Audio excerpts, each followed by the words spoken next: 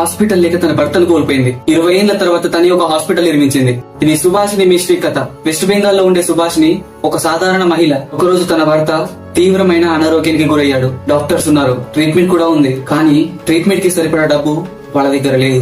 ఏం చేయాలో అర్థం కాక తన కళ్ళ ముందే తన భర్తను కోల్పోయింది. ఆ రోజు ఆమె జీవితంలో ఒక డెసిషన్ తీసుకుంది. డబ్బు లేక ఇంకో ఫ్యామిలీ ఇలా బాధపడకూడదు అని అనుకుంది. కానీ ఆమె దగ్గర డబ్బు లేదు, చదువు లేదు, 4 పిల్లల బాధ్యత ఉంది. అయినా ఆమె గివప్ ఇవ్వలేదు. కూలి పని చేసింది, ఇళ్లలో పని చేసింది, కూరగాయలు అమ్మడం లాంటి చెయ్యని పని అంటూ లేదు. వచ్చిన ప్రతి రూపాయిని సేవ్ చేసింది. ఒకే ఒక డ్రీమ్, హాస్పిటల్ నిర్మించాలి. అంతేకాదు తన కొడుకుని డాక్టర్ గా కూడా చదివించింది.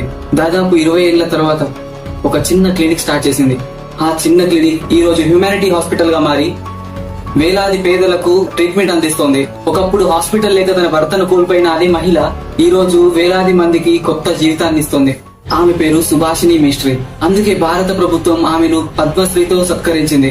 ఇలాంటి గొప్ప పనులు మనం చేయకపోయినా ఇలాంటి గొప్ప మనుషుల కథలు అందరికీ తెలిసేలా ఈ వీడియోను లైక్ చేసి షేర్ చేయండి.